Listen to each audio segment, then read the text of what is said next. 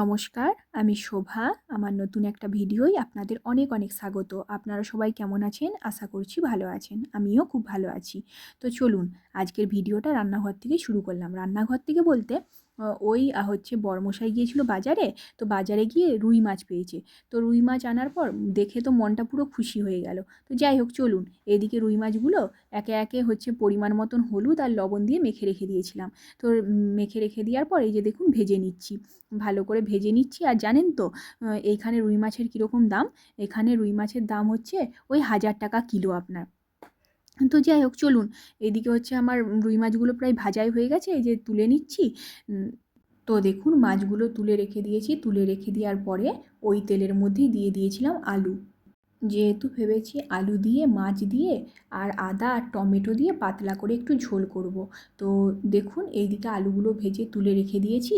তুলে রেখে দেওয়ার পরে তারপরে হচ্ছে কড়াইতে তেল দিয়ে তেলটা হচ্ছে গরম হয়ে যাওয়ার পরে দিয়েছিলাম হচ্ছে গোটা জিরে। গোটা জিরেটা ভাজা ভাজা হয়ে যাওয়ার পরে আগে থেকে বেটে রাখা আদা টমেটো আর কাঁচা লঙ্কা দিয়ে ভালো করে কিছুক্ষণ নাড়াচাড়া করেছিলাম। তারপরে এই যে দেখুন একে একে দিয়ে দিচ্ছি লঙ্কা গুঁড়ো আর হলুদ গুঁড়ো।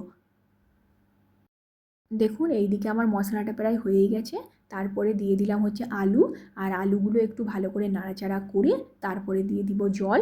জলটা দিয়ে দেওয়ার পরে যে দেখুন গরম হয়ে গেছে, তারপরে দিয়ে দিলাম হচ্ছে মাছগুলো। তো একদম সাধারণ ঝোল করেছি।